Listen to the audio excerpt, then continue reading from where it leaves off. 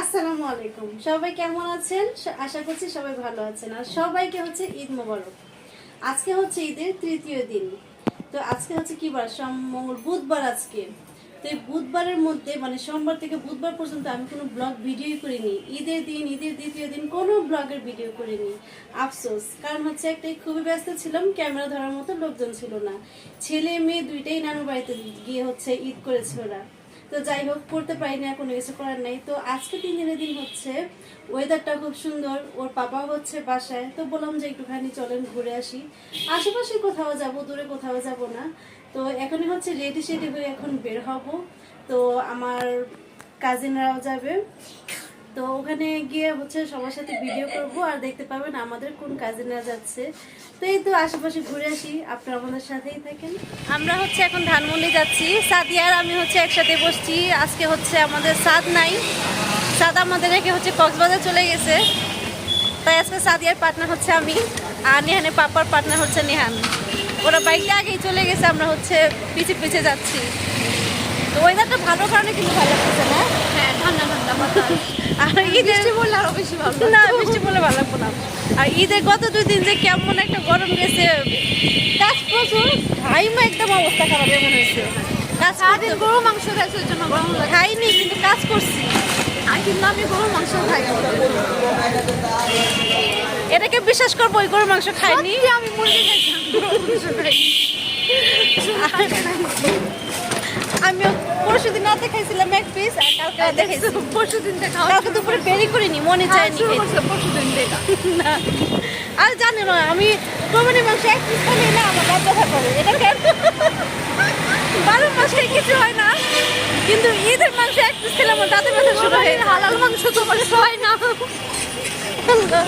চলে আসছি আমরা রবীন্দ্র সরোবরে, সবসময়ের মতো আমাদের পছন্দের জায়গায়।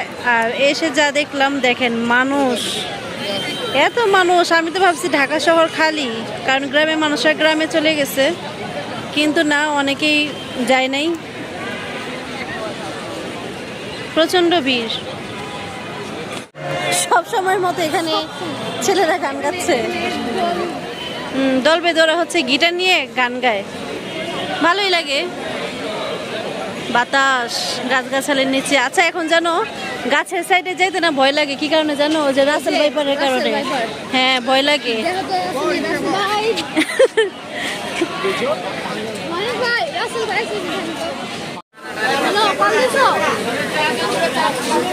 আমরা চা নিয়ে নিলাম, তানিয়া আপু এখন আসে নাই, ওর আশায় দাঁড়ায় আছি আমরা। সন্ধ্যার আজানো হয়ে গেল, তানিয়া আসলো না এখনো। আমরা এখনো বসে আছি এক জায়গায়। নিহানের পাপাও নামাজে চলে গেছে, গাছের নিচে বসে আছি, ভালোই লাগতেছে, বাতাস আছে, কিন্তু মানুষ আজকে প্রচুর। আচ্ছা, এমনি দিনে চাইতো, কিন্তু আজকে মানুষ বেশি, সাদিয়া না? অনেক প্রচুর বেশি মানুষ।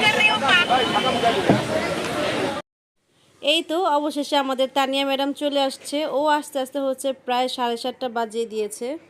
আর এতক্ষণ হচ্ছে আমার ছেলে, নিহানের পাপা, ওর হচ্ছে ওরা বোরিং হচ্ছিল, কারণ হচ্ছে আমার দুলা ভাই আসছে। এখন হচ্ছে ওর বোরিংনেসটা এখন কম লাগবে, কারণ দুইজন হচ্ছে একসাথে থাকবে, কথা বলবে। আর আমার ছেলের জন্য তো ওর খালাতো ভাইরা চলে আসছে, ও এখন অনেক হ্যাপি থাকবে। এতক্ষণ শুধু বোরিং হচ্ছিল, তানিয়া আন্টি কেন আসে না। কতজন এখানে বোট চালাচ্ছে লেকে। আমরা হচ্ছে লেক থেকে বের হয়ে গেছি। রাতের বেলা খুব সুন্দর লাগে, কিন্তু আমার কাছে বোটিং করতে অনেক আলসামি লাগে, বোরিং লাগে। এক এক করে আমরা সবাই চলে আসলাম আড্ডা রেস্টুরেন্টে। দেখা যায় না কেন, উঠতেছে না।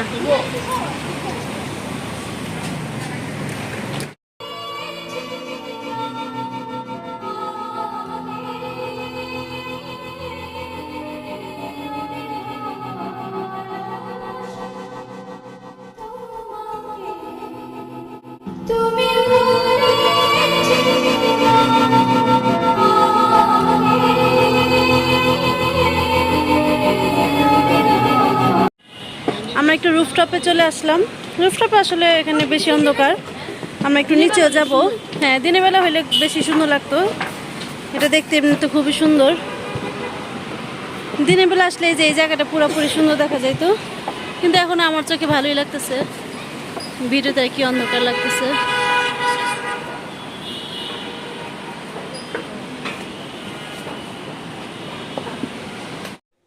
আমি রুফটপ থেকে নেমে পড়েছি, উপরে খুবই অন্ধকার, আর ওরা বলতেছে উপর সাইডটা নাকি এখন বন্ধ, কারণ হচ্ছে উপরে মানুষ দেখেছি আমি, কিন্তু খাবার দাবার হচ্ছে নিচে এসেই খেতে হবে, জানি না এটা কেন হয়েছে।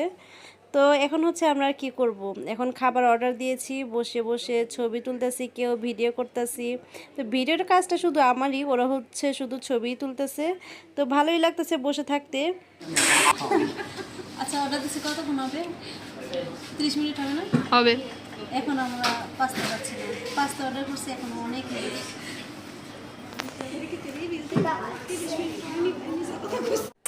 পাস্তা অর্ডার করার প্রায় 40 মিনিট পর ওরা হচ্ছে 2টা পাস্তা দিয়েছে, বাকিগুলো এখনো দেয়নি। আমাদের পাস্তা চলে আসছে, একটু রিভিউ দাও সাদিয়া। কোয়ান্টিটি যাই হোক বাট টেস্ট ভালো। কোয়ান্টিটি খুবই কম, টেস্ট ভালো। তোমার কাছে কেমন লাগতেছে নেহান? মোটামুটি। এখন হচ্ছে আমাদের বাকি খাবারগুলো চলে আসছে। আসলে ফার্স্টে 2টা আমরা পাস্তা অর্ডার করেছিলাম, একটা আমার একটা সাদিয়ার। তো তার 10 মিনিট পরে হচ্ছে তানিয়া হচ্ছে ওদের জন্য পাস্তা অর্ডার করেছিল, কিন্তু ওরা হচ্ছে ফার্স্টে 2টা দেওয়ার পর বাকিটা হচ্ছে 1 ঘন্টা পর দিয়েছে। তো এটা খুবই খারাপ লাগলো আমাদের কাছে। আড্ডা রেস্টুরেন্ট থেকে টাটা বাই বাই, আর আসবো না কখনো। তো আর আসবো না এটা বলার কারণ হচ্ছে যে খাবার অনেক লেট করে দেয়। যেমন আড্ডা রেস্টুরেন্ট নাম, তেমনই হচ্ছে মানে ওদের ইচ্ছা হয়তো বা যে এখানে বসে বসে আড্ডা মারো, কোনো সমস্যা নেই, কিন্তু আমাদের হচ্ছে এখানে এতক্ষণ বসে থাকতে এমনিতেও ভালো লাগে না। তো ওখান থেকে বের হয়ে হচ্ছে আমরা ঢাকেশ্বরী জুস বারে চলে আসলাম, এখানকার জুসটা মজাই আছে অনেক। তো যেতে চেয়েছিলাম হচ্ছে এলিফ্যান্ট রোডের ওখানে একটা ক্যাফে আছে, ওখানে হচ্ছে মিল্কশেকগুলি খুবই মজার হয়। তো ওখানে গিয়ে হচ্ছে আমরা ফেরত আসছি, ওখানে সব বন্ধ। তো এখন হচ্ছে এই জুস বারে চলে আসলাম। তো এই জুস বারের জুসটা আমি এর আগেও ভিডিও দিয়েছিলাম, এখানকার জুসটা মোটামুটি ভালোই লাগে। তো আজকে ভিডিওটা আমাদের এই পর্যন্ত, কে কোথায় গেলেন অবশ্যই হচ্ছে জানাবেন। তো আল্লাহ হাফেজ।